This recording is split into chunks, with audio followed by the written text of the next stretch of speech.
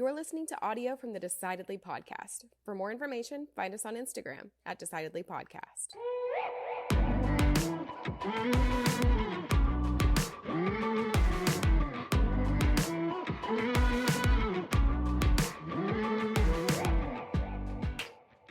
Is cheerleading a sport? I think, yeah, that's interesting. Is it? I think it's certainly athletic. I think that when you get to the competitive cheerleading, I think that's a sport. I think it is because there's a competition, there's teamwork. It's certainly athletic. I think it's a. I'm gonna come down on the side of yes, it's a sport. Okay, so So when it's competitive, like define competitive and athletic. Yeah, it's teamwork. There's competition. I think it certainly can be performative, where it's just demonstration. It's just showy. I don't think necessarily that's a sport, but I think cheerleading can be a sport if it's competitive. If it's competitive, it's certainly athletic, right? There's certainly teamwork involved. And I think you can go into cheer competitions, and they're cheer competitions. I mean, it's a sport. Yeah. Okay. Yeah. I think like the college cheerleaders. Absolutely. Most of the big name schools, you go to a D1 football stadium and the guys are throwing the girls up and they're doing like 14 backflips and then landing on their pinky finger. Yeah. Yeah. No doubt it's athletic. Oh, for sure. No doubt. Yeah. No, I can't even do a toe touch. No, I can't. I'm far from doing anything like that. Yeah. I'm super impressed with those people. They can do the backflips and all that stuff. It's super impressive. Our guest today was a cheerleader. And so that's why it made me think of that. Is it a sport? And that was a often discussed topic in the high school cafeteria. With football players and the cheerleaders really at my school, they certainly weren't competitive and they certainly weren't athletic, but they were really committed to saying that it was a sport.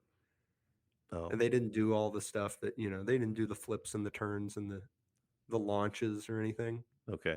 But they were really committed to that identity. So it's an ongoing battle for many between the sexes, so to speak. Never to be resolved. Yeah.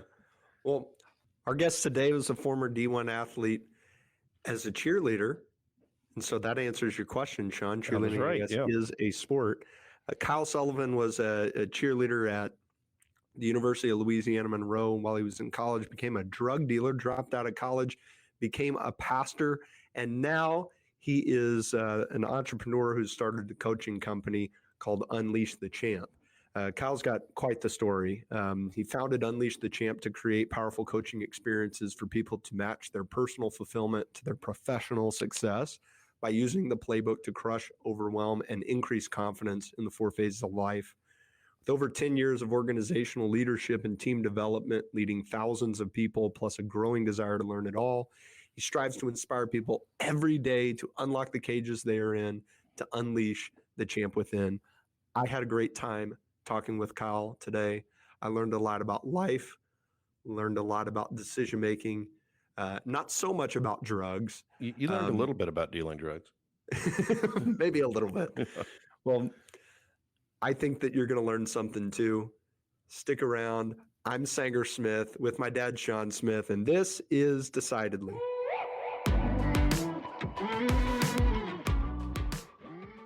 Hey, Kyle. Hey, what's going on, y'all? Hey. I think that you have the most D1 athlete name I've ever heard. It's just punchy and very appropriate. It belongs on the back of a jersey. Yeah, come on. I'll take it. Yeah. No one's confusing Sanger for like scoring touchdowns or anything like that. Yeah, I've got a name that like feels like almost more of a rodeo name than a real athlete name. It's like almost. Hey, that's a sport in and of itself. If you could ride a bull. Rodeo athletes have the best names. Oh, they're all like Colt and Buck and Levi Wrangler. Leave Maverick. Maverick. Yeah, Lasso Spurs. What? That's a good rodeo name. I like that. Two on the nose. Anyway, glad to have you. Yeah, I'm excited to be on the show today. You were, where'd you play? What'd you play? Right. So there's a bit of a twist within that. So I played baseball and football all growing up. Football and powerlifting in high school.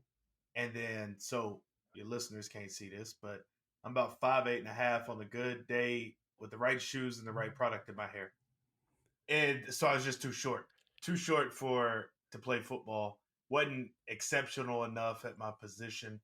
And so the strength and conditioning coach at the university was married to the cheerleading sponsor. And he was like, hey, you need guys, right? And so as an 18, 19-year-old, when a pretty girl comes up and says, hey, you can hang out with us. We'll pay you. You just got to be a cheerleader. Sign me up.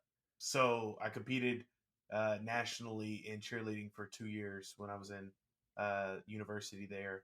And I got hurt more in cheerleading than I did playing any sport or powerlifting throughout, growing up in high school. It's funny. I played high school and football, and I remember there was a time at my high school where our cheerleading squad went from just, a few pretty girls who would cheer on the sideline to sort of national competition in cheerleading.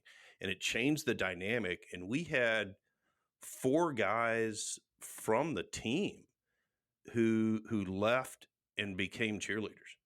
And these guys were big, strong guys. So I remember my team going, like, they went to nationals and the whole thing. It all fell apart once that coach left, and it went back to the real story there is the book on recruiting that coach needs to write. Oh man, no kidding! Like, I don't know how you convince a guy in high school, leave the football team and come be a cheerleader when that's not to start that. Yeah, and that's not if it's a going thing. High school kids in college are pretty swayed by social pressures. Where'd you go after you left that? So in the midst of high school and in college at that university, got wrapped up in partying, stereotypical college guy, joined a fraternity, partying all the time, wrapped up in drugs and alcohol. Didn't like having to pay for my drugs all the time, so I started selling them because I thought, well, that's a good decision to make. And it was. It's a true business owner mindset, Kyle. Is it, right. Okay. I'm like, entrepreneur. You know what? I went from like peddling the little candy bars to, drugs. I was like, man, I was an entrepreneur well before I realized I should be one. But yeah, so I basically got jumped at a drug deal. We're condensing a whole lot here. Got jumped at a drug deal and said, you know what? Maybe this is not the life I want. And all through middle school and high school, my parents, took me to church. I was at everything. I was at all the things. And I had one guy I trusted because I couldn't stand church. I joke I had a drug problem before I had a drug problem because my parents drugged me to church. And I couldn't stand it, y'all. I couldn't stand it. Every child in the South. Yeah. Exactly. Thought it was weird and stuffy, and y'all talking to this dude in the sky. It is weird and stuffy. Most of the time you get drugged to church. Right. As a kid, it feels. If you're an 8-year-old going to church and you're excited about it, you need to make some friends. Oh man, right. I got you talk about getting drunk. I used to have to go in the summers to my great grandmother's in Joaquin, Texas, on the eastern side of Texas, and they would ship us off to Vacation Bible School at this little church, in podunk nowhere, and do Vacation Bible School. And, oh man, I hated every second of it. And I didn't know anybody there. It was like just a beat down. But all right, so I'm gonna back up. All right, I'm gonna back up to this because I don't know anything about this life, right? Okay. The drug dealer stuff. Mm-hmm. All right. So how do you go from being on the cheerleading squad at the school? Where were you in school, by the way? Louisiana Monroe Got it. University. Oh, okay. I know Louisiana Monroe. All right. So how do you go from being on the cheerleading squad there to dealing drugs? I was doing it at the same time. So I graduate high school, get into college, join a fraternity, get into the party scene, and one night someone offered me cocaine, and I had no clue what it was. Like, they pulled it out and like, what is that? You know, you got some baby powder? And so I all my life wanted to be accepted, wanted to be cool, wanted to be whatever. And so, having no real guiding direction or anything, I was just, 18 years old, first time out of home, living in a pretty restrictive home growing up, and it's the first time I'm out on my own. I was like, let's do it. And I was hooked. My already excited, expressive personality was just magnified. And so I thought, oh, I'm Superman. This is incredible. So I do that for a little bit, get connected with people in the drug game.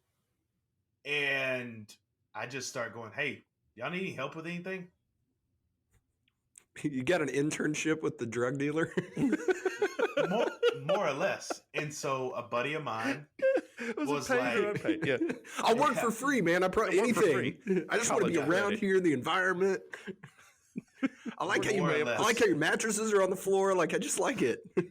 Yeah, I mean, more or less. So I had a buddy say, hey, you need to come with me. It was very movie-esque. Get in the vehicle.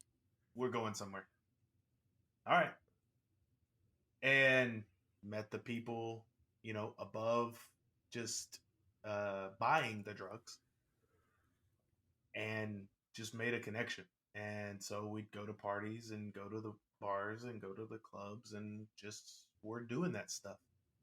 And I was still in school, was working a job, doing all the extracurricular. The stereotype when you get wrapped up in drugs, it's like you just ruin your life. You go rock bottom. I was fully functioning, member of society, didn't get in any trouble. I just did drugs all the time.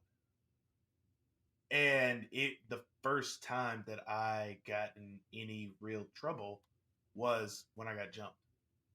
Yeah, tell me about that. What happened? Went to a party, walked in, probably took 5-6 steps. Someone came around, the wall leading into a house. Boom! One hit to the back of the head. And this is a party. There's people watching me get jumped. And, fight my way out, whatever. And got in my truck, and that's when I called the one guy I trusted from church. It's like, I don't know, 2-3 o'clock in the morning. I've been coked out of my head for a couple days, probably as a weekend. And I called him. He answers. Significant thing, number one. And I just blurt out, I need effing Jesus. I just didn't abbreviate anything. And so he's like, all right, come over. So I go over to his house, and we start talking about Jesus. And for the first time, I don't know if it was a mix of, I don't want that to happen again, or what actually was happening was I was open to a relationship with God for the first time in my life. And so he leads me to Christ in between drags of a cigarette on his front porch. And then I go to sleep. Next day I wake up and I'm like, so what do I do now? Withdrew from the university, left the cheerleading, moved out of the frat house, and started going to church for the first time for myself, by myself, and got connected with a community of college students that were part of the church. And really, that was my rehab. Community was my rehab. I didn't go off somewhere. And because this was the unique thing about it, because I was still fully functioning. I mean, I worked a job, I went to school, did this. Very few people actually knew what happened. I just said I got in a fight at a bar, which could have been likely because I spent a lot of time in the clubs and the bars and whatever. And so I didn't tell really anybody besides a close group of people what was happening. And, 2 or 3 months after that was the hardest of my life because, going through the withdrawals and I had a great group of guys that were like, nah, player, you're not going back to that. We're here for you. We're going to link arms and sometimes hold you back and make sure that you don't go back to that because it would have been much easier. I was making, for an 18, 19, 20-year-old, making a stupid amount of money. Yeah. Spending a stupid amount of money. Basically, it was just a wash. I was just funding my party. Wasn't like I was putting a bunch away in savings and none of that was happening. But yeah, and that started the journey. A year later, I go back to school and move to Arkansas. I go to Ouachita Baptist, a small Christian university, and decide, man, I'm going to go into ministry. And because I wanted to be somebody that appealed to me when I was in middle school and high school, and I didn't want to be at church. Yeah. And so I said, okay. What do you think is that was when you were that age and you looked at the church and you couldn't find anyone that was, or were you, I guess you were unable to find people who were appealing to you to lead you and mentor you. Otherwise you would have enjoyed church more. Totally. So much of my life was revolved around sports. Yeah. That I didn't see the place church had in my life. Okay. My mentors were coaches. My friends were my teammates. And my dad went to this retreat. It was real big, men's conference, real big in the 90s, 2000s, called Promise Keepers. And he comes back from this weekend with what I think is just his buddies. He goes to this and he comes back and he's like, I'm saved. I'm like, you're right here. Saved from what? And so even from the get, having to go to church was forced on. Yeah. And so that was probably, I'm a rebellious kid, like to buck the system from an early age. And so it's like, you have to go here. I'm like, whatever. I'm not going to engage. I'm not going to give it a chance. That's really what it boiled down to. I think a lot of young boys have that experience growing up in church where there's struggled to find the place that it has in their life. And it seems like there's not a lot of, as a young boy, I always felt like the male leaders in the church were not like the other men in my life. It was very different. And it was like, okay, I've got to choose between, this type of guy who's, hunting and fishing and hitting home runs and building stuff and riding motorcycles or whatever the other manly stuff, every other guy I knew was doing, or I got to wear a sweater vest and sit in the pew. Like what? I don't know. You saw the church I went to, right? Yeah. You saw Yeah. I mean, so it's interesting that was the way that you framed that was that you wanted to be someone that would appeal to yourself. And that resonates with me because I don't think there's a lot of, there's a lack of that presence in the church, in my opinion. Totally. At least the church you went to. I mean, it's, that may not be universal. I mean, that may. Right. I mean, I've been a part and found churches since then that, I think it's probably a combination of small town. Yeah. And, the people, it's a bigger conversation to have of why aren't the church, capital C, reaching people who would want to be involved in that? So there's a much bigger conversation that could be had. But I think you're definitely right in that. It's so that led you to go into ministry. So I spent a year working a 9-to-5. I didn't think that I would ever go back to school because for me, it was a fear of I go back to college, I'll get back in the party. I didn't want to do that. Wanted to distance myself. I had found some community, found this. And one of the executive pastors at the church had gone to this university in Arkansas. And at this point, I had entertained pretty heavily and felt, okay, my next step is to go into ministry, youth ministry particularly. And I wanted to create a youth ministry that, in my opinion, didn't suck and would get kids that were like me to it. So I wanted it to be high energy. I wanted it to be community based. I wanted it to be, all of those things. And so I go to this school, and it was the best thing that I could have ever done, because it was a reset for me. I no longer had to be Kyle, the athlete, drug dealer. Yeah, you didn't have an identity anymore. Totally. And so for me, it was amazing, because then I got to be the controller of my story. I got to release it when and to who, and it wasn't just known. Because what I realized getting involved in church back home, I thought I was more slick than I actually were, because people knew. Most guys that age have that affliction. Right. And so people were like, what's he doing here? Like, those are some of the things that were asked. Like, what he just, yes. And you're now, yes. Okay. And so it was great for me. So I went to university, started getting involved with church in Arkansas while I'm going to school for Christian studies and theology. And so I do that from 2008 to 2011, get my degree, and then I come to Oklahoma. And that was a big decision for me, because in Oklahoma, there was no job, but I had a host home and this beautiful girl that I was nuts about, that I felt, okay, I'm going to get married to her.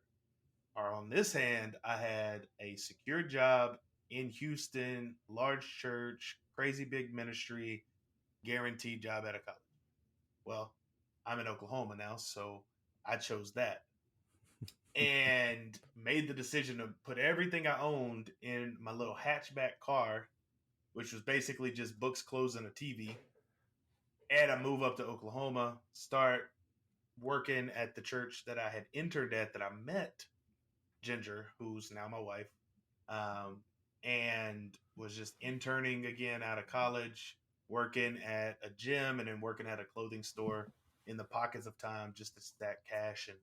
And then I've been in Oklahoma probably about 6 or 7 months. I get hired at Life Church, was on staff there for about 7 years, and then left in 2019, was on staff at another ministry here locally in Tulsa called Transformation Church.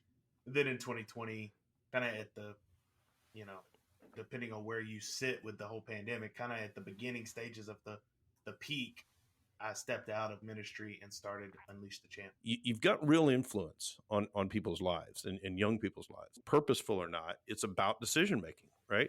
You're teaching people how to effectively make better decisions. What would you say were your decision making framework? How do you help people make better decisions as a pastor? Well, as a pastor, I think the first frame is, does it go against, or is it pro or against in the Bible? So as a pastor, the Bible is the framework. Now, there's a whole lot in life that is gray and doesn't explicitly say, if in the Bible you should or shouldn't do these things. And so I always, even now, like the platform in ministry was just preparation for the platform I have now. I would always ask, even as students, go, well, does this get you closer to where you want to be?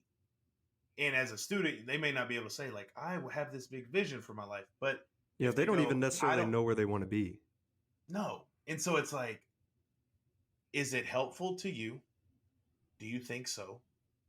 Have you considered what may happen if it doesn't go as you think it might? What are you going to do if it goes well? What are you going to do if it doesn't go well? And so I would always just have conversations with students, and most of the time it was, my parents are too mean, I think my teacher's stupid, or whatever. It's very, what we would say as adults, that's trivial. Yeah. But for a student, it's very real. Just like with us, our problems are very real to us, no matter if they're trivial to somebody else. And so even today, is it helpful to where you want to be or the next thing you think is possible for you? Is it taking you closer to or further away that idea of what you want to be and become? And then if it goes well, what are you going to do to move forward? If it goes bad, what are you going to do to move forward? So that was a lot of what I did even as a youth pastor. And then when I shifted to leading adults, and then now even with my clients I have in the coaching I do, it's a pretty much the same framework. Yeah. It sounds like focusing on what's truly important to them, right? How do you get a kid who might actually think something is truly important to them, but it isn't? Like they haven't done they don't have the self-awareness at 16. At least I didn't. I didn't have the self-awareness at 16 to be able to say, oh, this is actually what I want for myself. And this explicitly is not. I could justify it. If my mom or dad said, is that really where you want to go? I go, yeah, yeah, it is. I think at 16, you're looking at immediate gratification, right? It primarily driven by that immediately gratification and that the social influence, like we were talking about earlier.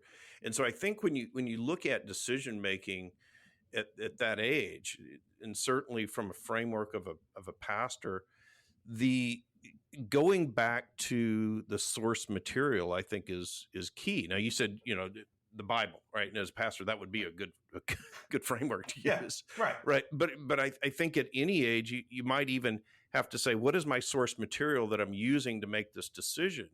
And I think a lot of people who are that age, 16-year-olds, may not know what that source material is. And that might be that disconnect you were talking about, Sanger, is that, at 16, I'm not sure what my source material is at 16, right?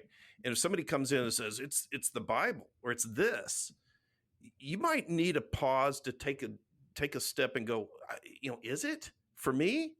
Maybe it is, but maybe I don't yet have that. Maybe I'm not yet convinced that is my source material for me, right? And so I think that may be the thing. We have to sort of back up and not try and impose that, that you need to use this as your source material, right? Is that sort of show these proof sources to say, hey, this stuff is helpful if you use it, like what you were saying. This does help you directionally, right, to move in the right direction of what you're wanting. And this does help you with good or bad decision making so that you end up at a better outcome. Does that make sense?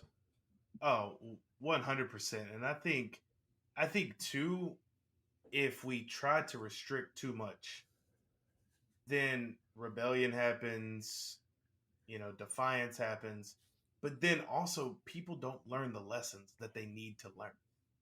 And so I think about this a lot. I got 2 kids under 2.5 now. And even my wife and I, we were raised very differently. My parents were more like, here's some guardrails, figure it out. And didn't really give a whole lot of like, gotta do this.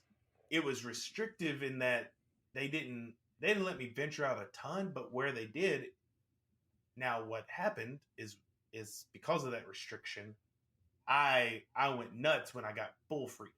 Yeah. But I think we have to be, especially for students, we have to be okay letting them be dumb and wreck the cars and crash the plans and get the bumps and bruises. That's the only way sometimes we learn and gain experience. Yeah. And so I would encourage parents a lot when I was a youth pastor, and they were like, I just don't like what they're doing. They're fighting me on this and everything. I'm like, yeah, they're supposed to. Yeah, I think there's obviously some safety lines, right? That you want to keep. Totally. Hey, I'm not going to let this kid play in the street, but I think you got to let a kid skin their knee, right? Certainly, totally. And the way that we even learn as adults is we make some decisions. We burn our hand on that hot stove. We pull back. The problem is if we do it again, right? Are you repeatedly burning your hand on that hot stove? Well, then we got a problem about your decision making. But I don't fault you. If you slip and fall and skin your knee, there's that natural consequence that goes, oh yeah, maybe I won't run down the stairs so fast in an ice storm. So yeah, I think those are good lessons for kids to learn, and adults too. As business owners, we'll make some decisions. Go, maybe I don't want to make that decision again. But I think we have to be self-reflective enough that we learn from those decisions to say, all right, what did I do here? What was my decision that I made? I see so many times that people will not take that time to be self-reflective. If they make a bad hire or they make a bad client acquisition or bad business deal. I wish that I had more access whenever I was younger to decision-making frameworks, because there were a lot. I think that most people learn lessons. Like most people, they do burn their hand on the stove and they don't do it again. There's a subsegment of the population that will not learn. It does not matter. They will keep burning their hand repeatedly over and over and over. And then they'll convince themselves that they like having a blistered, scarred, warped hand, right? There are those people out there. Or it's the stove's fault. Yeah, or it's the stove's fault. We can't help those people, right? At least I'm not skilled enough to help those people. But the other 90% of the population, they're going to learn. And I think that the concrete, like the distinction, or what's missing, is that we think too concretely about those lessons. So a lot of people, they burn their hand on the stove and they go, oh, don't touch stoves. But there's a higher level lesson. And the lesson is, maybe I should understand my surroundings better. Maybe I should be more thoughtful in general about the things that I touch, not simply avoid that single one thing, because later on, a year from now, 2 years from now, 5 years from now, I'm going to run into something that doesn't look anything like a stove and I'm going to burn my hand again. And that's a good point. We have that experience so much as kids. Well, maybe like I didn't do my homework and I got a bad grade in class and that was bad. And the lesson is, I got to do my homework next time. Well, that is a lesson. That's the most concrete application of that lesson possible. There's a deeper lesson. The lesson there is that, why did I not do my homework? Did I not do it because I didn't plan? Did I not do it because I didn't remember? Did I not do it because I actually knew about it and chose to pursue something else? Or did I not do it because I allowed the anxiety of completing the assignment to overwhelm me, and then I couldn't address that anxiety, and so I ignored it and chose to not do it? Okay, well, I've got to understand that and then address that. And the lesson is, oh, my anxiety stopped me from doing it. I actually knew I had to do my homework. I didn't do my homework on purpose. So next time when I feel that anxiety, I got to know in the moment, as soon as I feel it, it's going to hold me back from achieving my potential. It's not just I got to do my homework. And I don't know if 15-year-olds, 16-year-olds are going to grasp that, but I know that wasn't ever told to me when I was that age. No one ever said, hey, you had a bad consequence. Here's a higher level. They only drew concrete, direct pathways. And they would say, oh, Sanger, you didn't do your homework? You're going to fail out of high school. You're going to fail college. You'll never get a job in your life, you loser. Oh, okay. Well, I don't think that's the lesson. And so I would just keep not doing my homework. I'd say, oh, well, screw that. That's clearly not the lesson. Therefore, there is no lesson. And there's always a lesson. So how do you think we get people to, this is a question for you, Sanger. So how do we get, because that's an excellent point, how do you think you get people to understand this larger lesson, not just don't touch the stove, but how am I evaluating what things I touch? They have to have a guide. Like you have to have a pastor that can break that down for you and say, hey man, it wasn't just that. Yeah, it's not just that yelling at your mom is bad. Okay, yeah, you're in trouble. You didn't get to come to youth group tonight because you yelled at your mom. You're right. That's bad. Don't do that. But how much higher level can we take this? Maybe it's the lesson is you had a consequence because of your action here. And that action wasn't just yelling at your mom. It was dishonoring your family and dishonoring your parents. It wasn't just dishonoring your family or dishonoring your parents.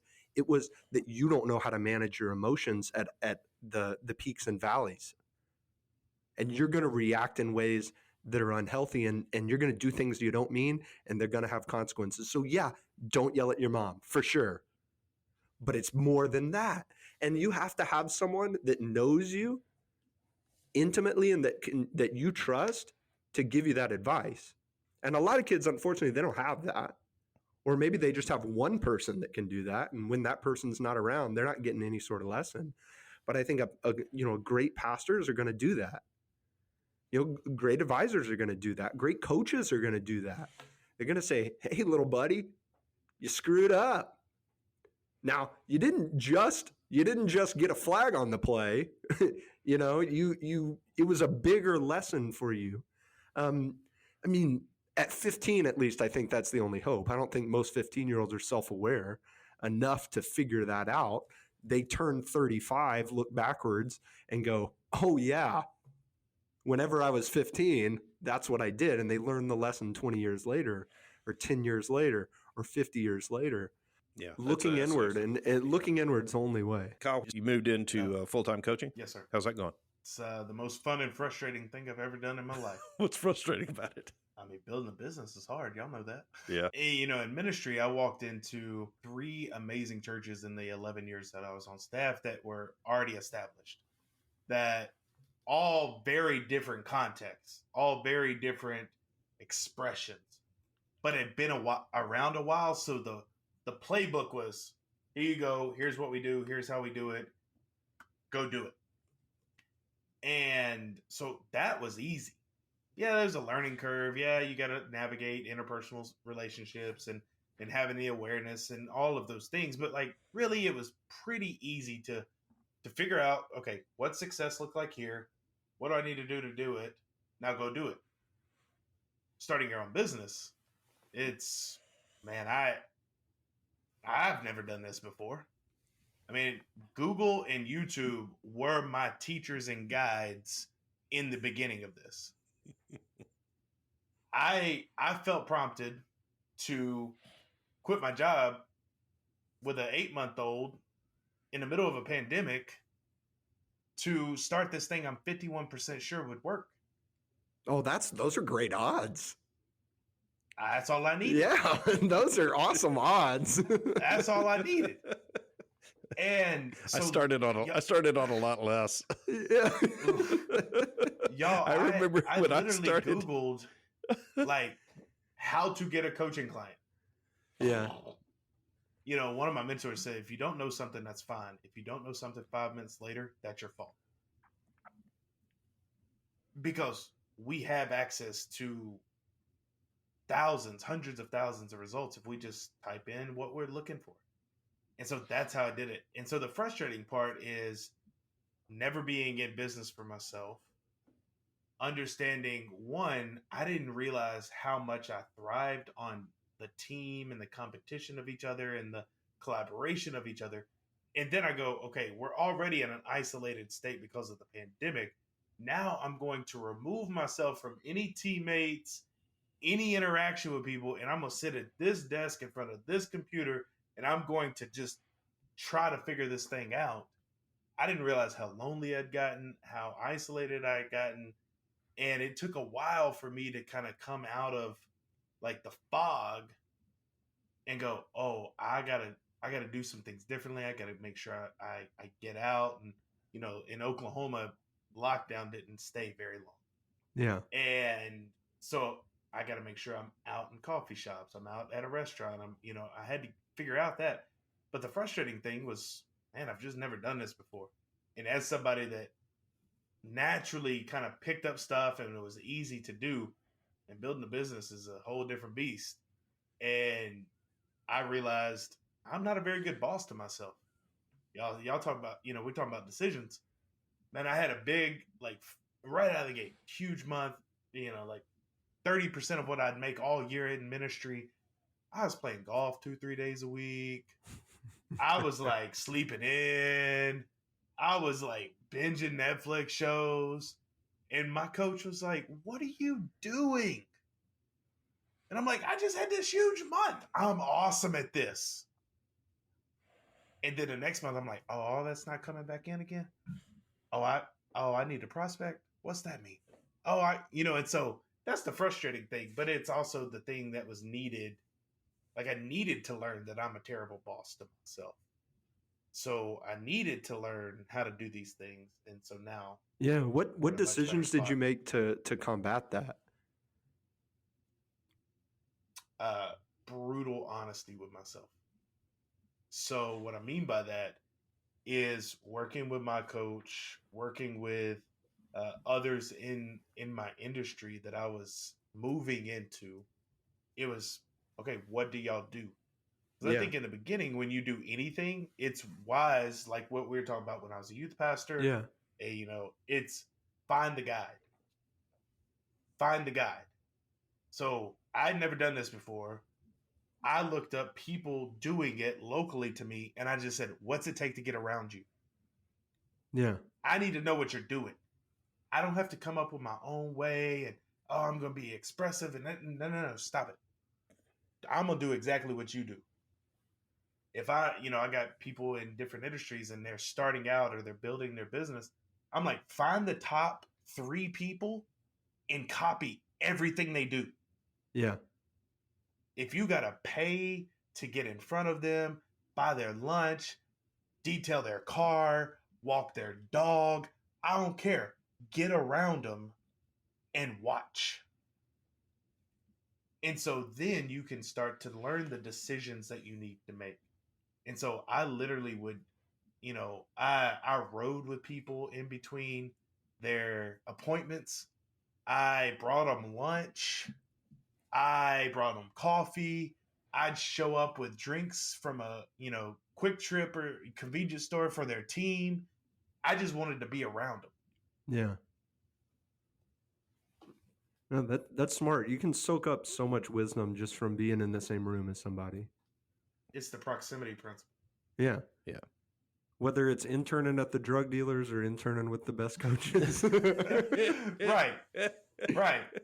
For me, I realized looking back on my life, it's like, man, you always wanted to just be with the people doing the thing. Yeah. Whatever it was. When I was in ministry, I found people that were doing really well in youth ministry, and I wanted to get in the room, but not get in the room and try to push and prod my way to the table.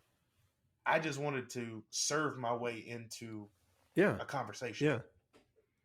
So when you look at the coaching that you do, and you coach with people, tell me a little bit about what you're coaching them to do. Tell me about the coaching business that you did or that you're doing.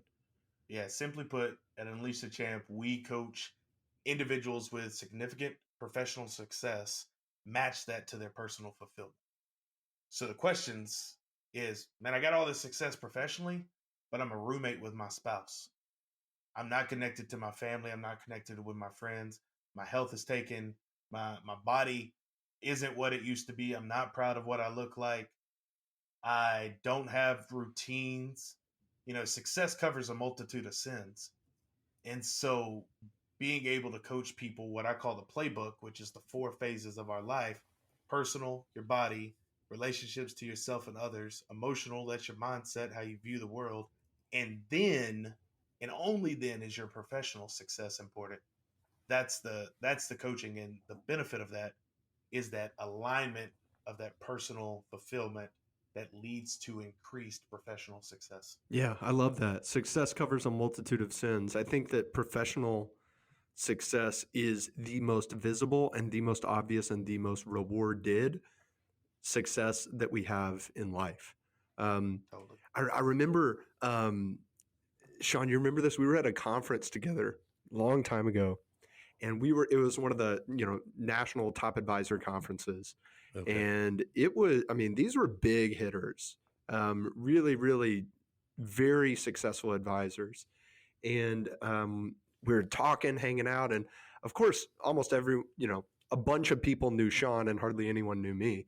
No one knew me, but we're shaking hands, we're talking, yada, yada, yada. And I'm just learning so much. These guys in a 30-second BS conversation, this guy just drops out his wisdom on the table. Like you can just, that they know exactly what they're talking about. They're experts. And I'm just, starstruck. I'm like, this is everything. I want to be these guys when I grow up. Like, they're awesome. And we leave and we're walking down the hallway at like the Bellagio or wherever this conference was. And I said to Sean, I said, man, wow, those guys are just, God, they are so successful. And all he said was, in a very nice tone, he said, professionally. That's the only thing he said. He didn't even say it like to be mean.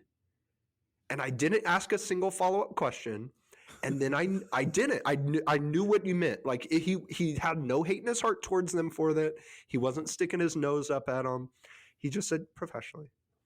And I noticed as I observed those same men throughout the rest of the week at that conference, anytime we were not talking professional, I admired nothing about them. Yeah, I think it's so key, when you look at holistically, to look at the professional success is one thing.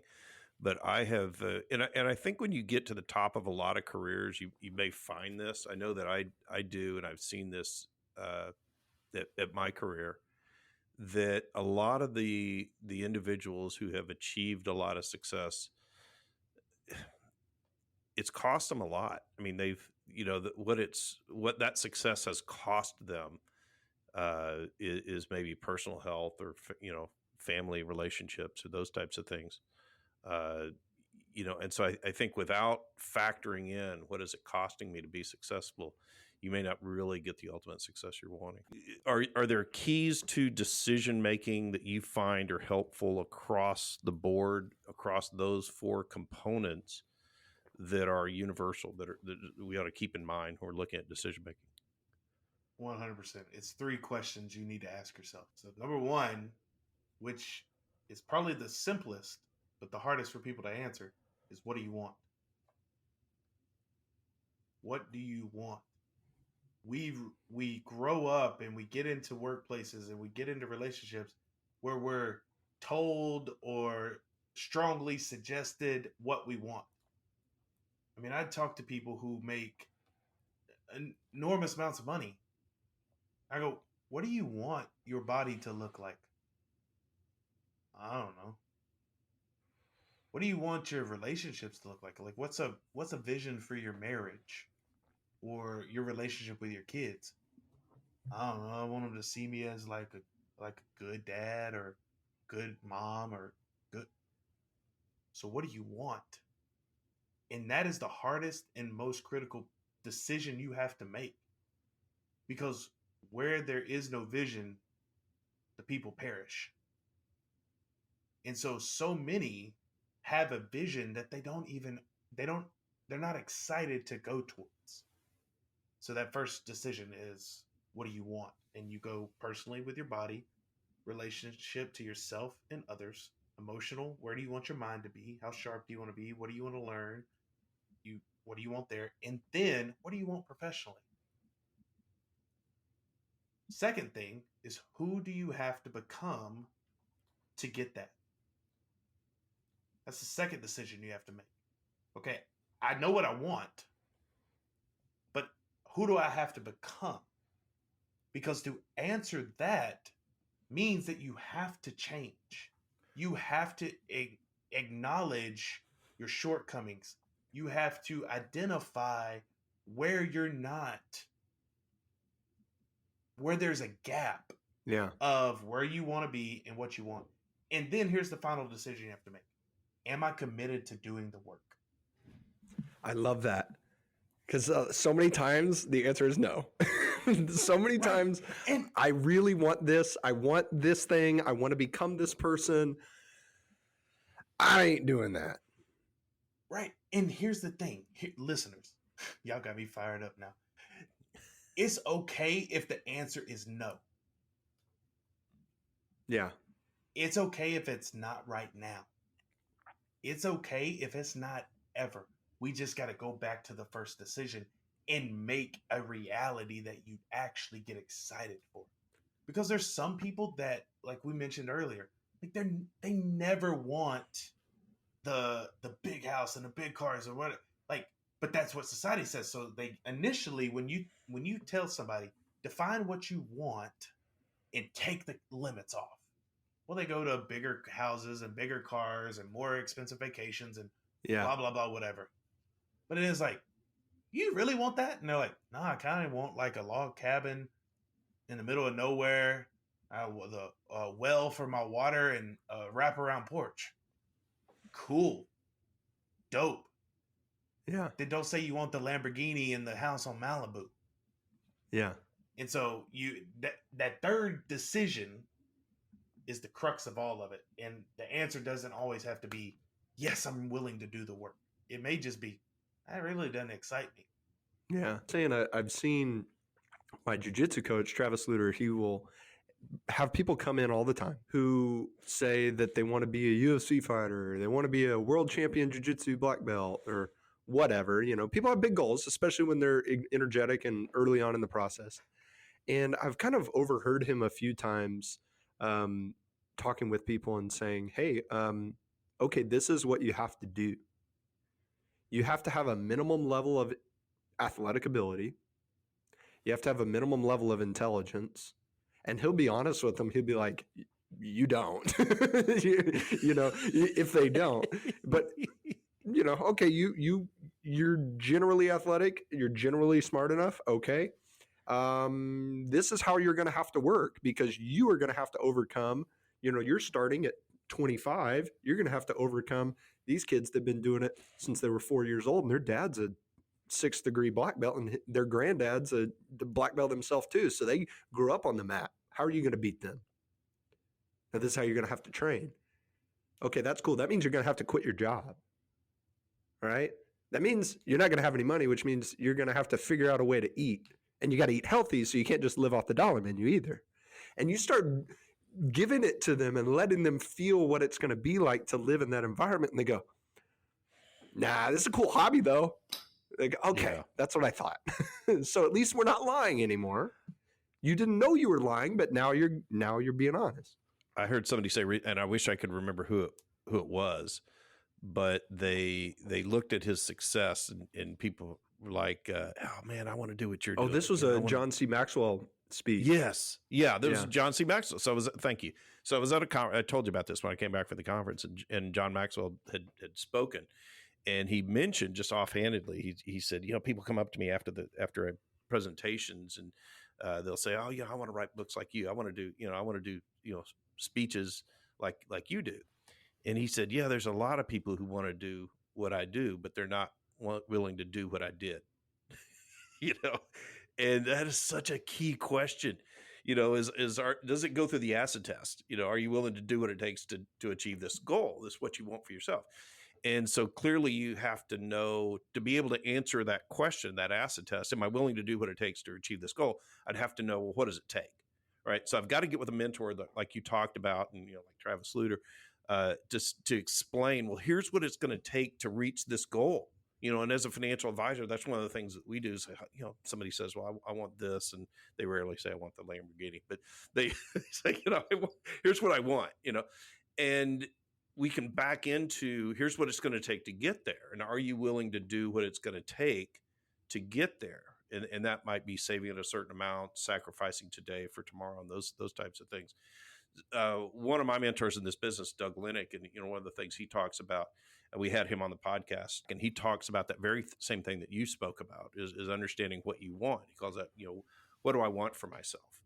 And which sounds initially, unless you really understand it, it sounds like selfishness. It sounds like self-centeredness, but it really isn't. It's as long as that's aligned with my values, and it's not hurting anybody else, then that's a really appropriate thing to determine and to work for, right?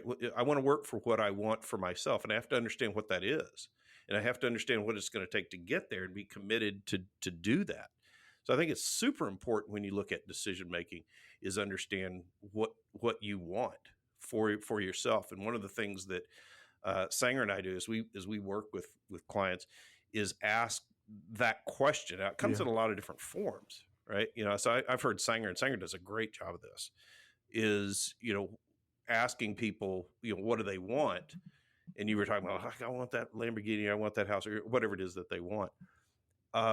what's important about that to you? It's that second level question. I want to have a house in Colorado, or a second home, or whatever. I want to retire at this age. What's important about doing that to you? Right. And that's really where the importance comes in understanding that first key of what do you want, is understanding why do you want that? Right. And it can't be just that it's cool. It can't be just that it's expected. It's what's important about that. Well, it can be, but most of the time, people don't actually really just want it because it's cool. There's like a 1% of people that actually want things because they get status. And I've yet to meet anyone that is honest about that.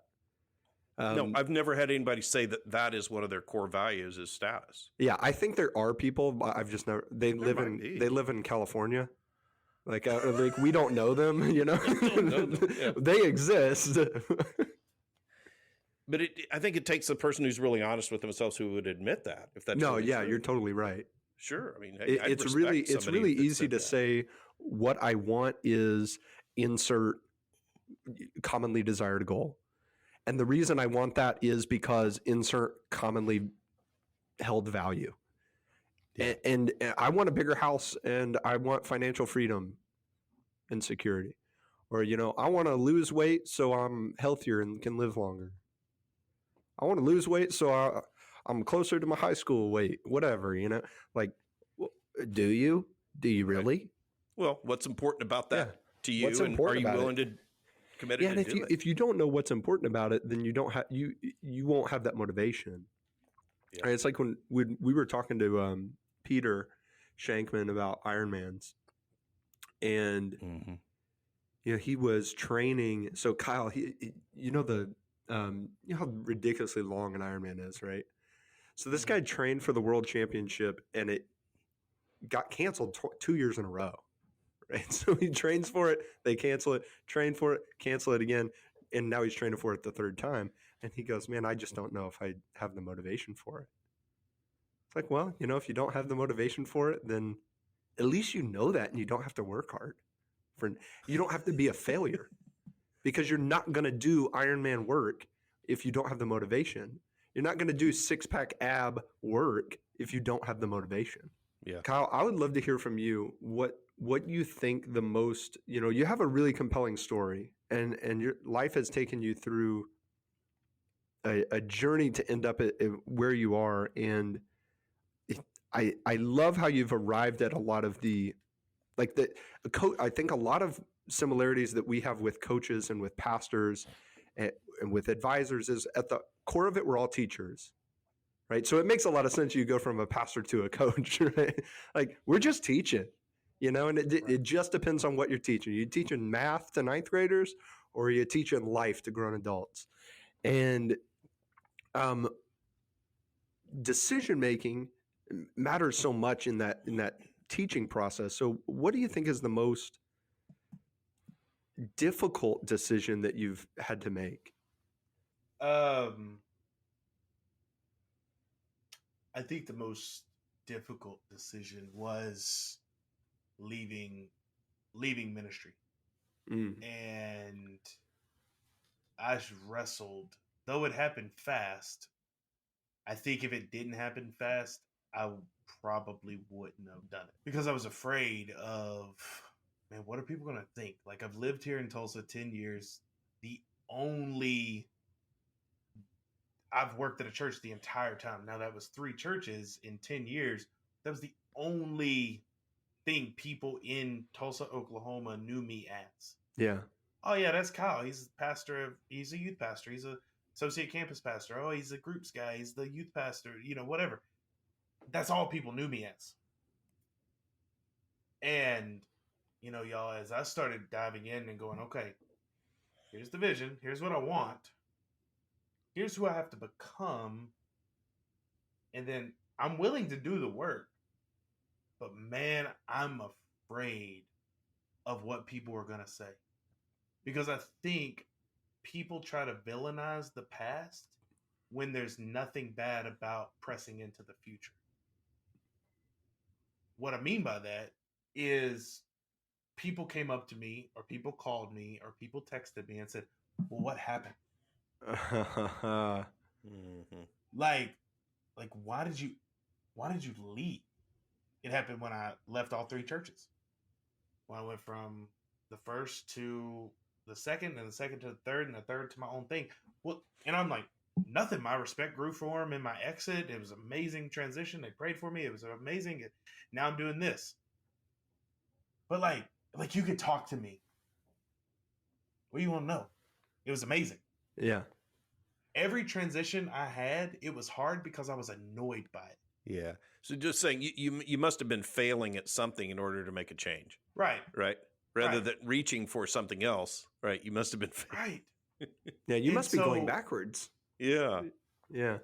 Well, and here's the deal, y'all. When I went from where I was at in Life Church, it was perceived like I was starting over because I had built 7 years of influence there. I'd gotten to do a whole lot. And no one really understood. No, I just felt prompted. I felt like this was the next assignment. It doesn't make sense to me either, y'all. But this is where I'm going. Yeah. This is what I'm doing. And so I think the hardest decision was ultimately going, am I really about to do this? You know, and I thought through not only me, because I can handle me, but my wife. You know, we met because I was an intern at the church she grew up in. We met in college. Mm. Well, I changed the rules on her. She married somebody who she believed was going to be a pastor forever. So we had to talk about that. Like, you know, babe, you know, you get into ministry, it's like, man, no one's getting into ministry to make money. Yeah. To now I'm going, no, I want X amount of month. This is what I'm going to do to get there. Here's where I'm going. Here's the money I'm investing in myself now. It was like, yo, we got to talk about this to my family. Like my grandma, it shook her. God bless my nanny. She'd never been on the internet, so she's never going to hear this. But like, God bless her, because she's like, what happened? Like, why'd you leave the church? Yeah. And I'm like, Nanny, I still love Jesus.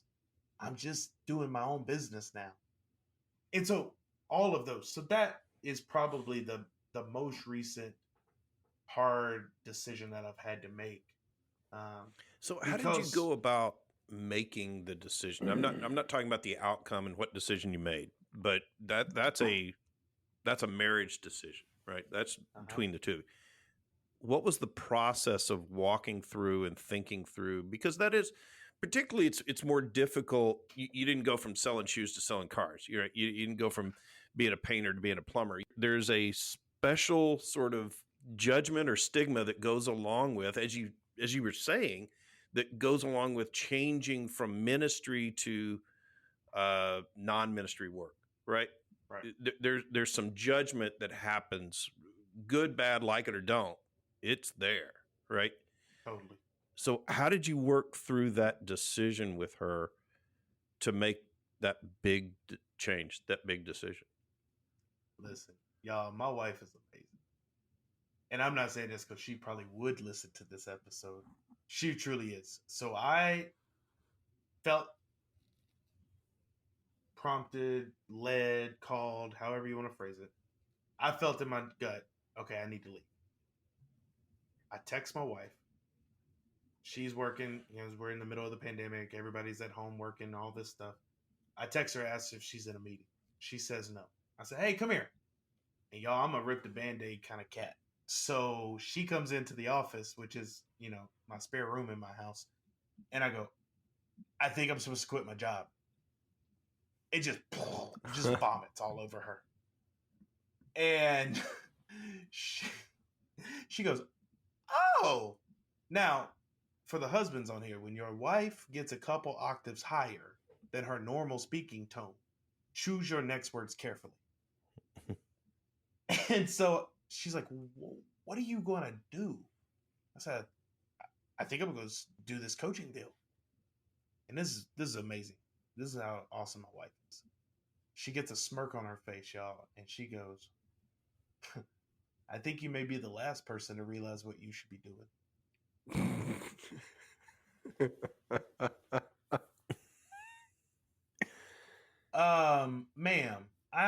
need you to run that one back. And she said, Kyle, you've been doing this for 11 years full time. You've been doing this 13 years if you count what you did in ministry. Like, you've been leading people. You've been developing systems and pathways and growth plans for people. Like, it's much like what you were just saying, Sean, like the transition or Sanger, like the transition from a pastor to a coach isn't that difficult. It's just, where are you going to find your people? And she's like, you've been doing this for over a decade now. Yeah. Y'all, that's significant in and of itself. But my wife, God bless her, is the most risk adverse person that I know, which is great for me because I will jump off the cliff, like whatever. And so that was all the motivation I needed. It wasn't this long, drawn out. I said, are you sure? That was the clarifier. You sure? Because you know I'm about to jump. I am.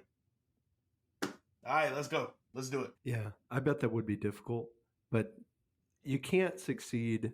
You know, I'm not married, so I'm speaking just from my observation and not from my own personal experience, but it's difficult to succeed in anything without the support of your spouse. It's virtually impossible to succeed as an entrepreneur without this support of your spouse. And so both of y'all are lucky to have had that.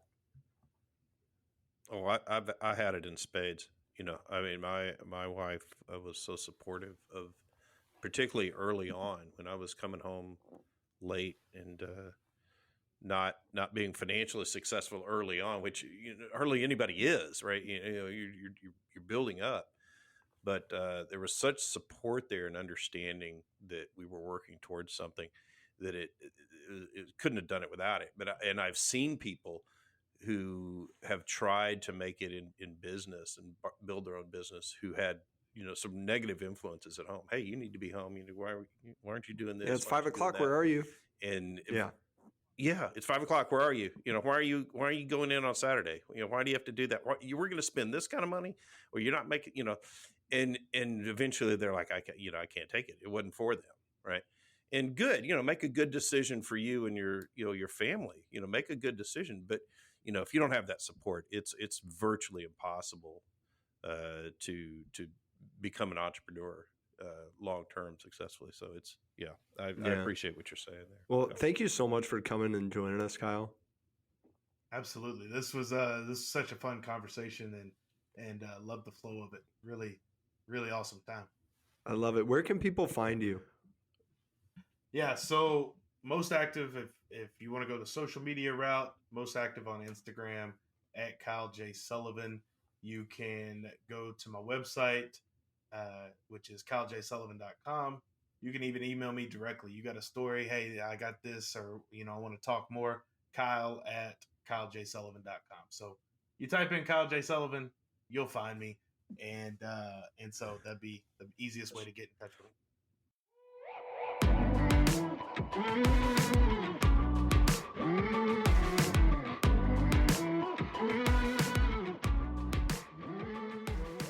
Well, I had some takeaways from our discussion with Kyle.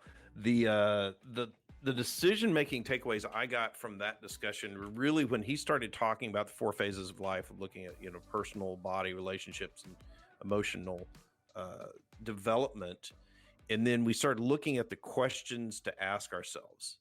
That was really my takeaway, because I think it reinforced some of the things that we talk about a lot. And one was looking at sort of what do you want, and we talk about what do you want for yourself. Number 2 is look, who do you have to become to get what you want? And number 3, am I committed? In other words, am I willing to do what it's going to take? So I think I really liked those 3 questions as a framework for decision making on growth around those 4 key areas and phases of life. So those are my takeaways. I like it. Yeah. My takeaway was something that, in that framework, he shared that he asked individuals, what do they want? Who do they want to become? And are they willing to do what it takes? And it's okay to not be willing to do what it takes. And that's something that I've thought before and I've agreed with, but I've never articulated it that way with myself or with clients. And that's important. Just say, hey, this is what it takes. Are you willing? And it's okay. You're not a bad person if you're unwilling. It's fine. You don't have to. The only thing that's wrong is to lie about it, to lie to yourself and to say that you are willing and then not do anything, because we have to hold you accountable to what you said you wanted. Right. There's nothing more frustrating than somebody who says, this is what I want, and then they're not committed to do what it's going to take. Yeah. If what you said you wanted is not actually what you want, it's your fault. It's your fault. So just be honest. No one's going to judge you. It's okay. Just say it like it is. I'm willing to do this or I'm not. And if I'm not willing to do it, I got to be okay with saying that. Yeah. Yeah. I have so many people that would come in and say to me, I want to retire when I'm 60. Oh, okay. All right. Here's what it's going to take. Oh, okay. And you can see the look on their face. They're like, they are not doing what it's going to take, So we'd meet again. And I said, well, this, you got to do this. And you still haven't done that. Oh, well, and we'd have to then reevaluate the goal. And I would say exactly what you just said, Sangers. I said, it's okay if this is not something that's really important enough for you to do what it takes to get there. That's part of the process. That's not failure. There's no negative stigma in that. It's part of the iterative process of determining, are you willing to do what it's going to take? Because you have to find out, what does it take? And be able to try and do that. And once you realize, I'm not that committed to that goal. That's okay. Let's find a goal that you are committed to so we can make good decisions on what we need to do there. Thanks for listening to this episode of Decidedly. I hope you learned something. I know I did. If you thought our show was 5-star worthy, please check us out on iTunes and give us a 5-star review. It really helps out a lot, helps people find our community and defeat bad decision making in their own lives. Check us out at decidedlypodcast.com and on Facebook and Instagram at Decidedly Podcast. Until next time, I'm Sanger Smith with Sean Smith. This is Decidedly. Insights, advice, and comments provided by Sean Smith, Sanger Smith, and speakers identified as part of the Decidedly podcast should not be considered recommendations. Speakers who are not identified as members of Decidedly are expressing their own opinion, and their statements should not be construed as reflecting the views of the Decidedly team. This podcast is produced solely for informational purposes, not personalized advice.